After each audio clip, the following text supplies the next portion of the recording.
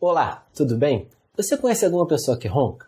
Hoje iremos falar desse grave problema, que afeta inclusive a vida a dois. Quase todas as pessoas conhecem alguém que ronca durante o sono. Você sabia que o ronco é sempre uma condição ruim de saúde? Eu disse sempre. Irei explicar isso um pouco melhor agora. Quando uma pessoa está dormindo e roncando, é porque está tendo uma obstrução mecânica ao fluxo aéreo expiratório. Isso faz com que o próprio indivíduo comece a aumentar os seus níveis de CO2 no sangue.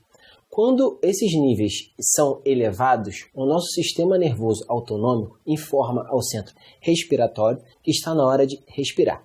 Neste momento, o paciente realiza um micro despertar. Imagina esse ciclo ocorrendo durante toda a noite. Se a pessoa não dorme bem, ela não restaura, ela não recupera uma condição ideal para conseguir viver bem no dia seguinte. Esta noite mal dormida sobrecarrega alguns órgãos, principalmente o coração e o cérebro.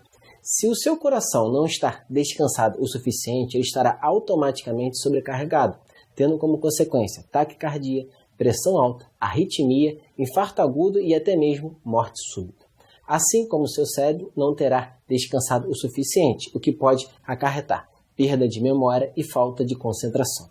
E aí, gostou? Então, marque aquele seu amigo ou parente que ronca muito. Eu aposto que você conhece. Até a próxima. Tchau, tchau.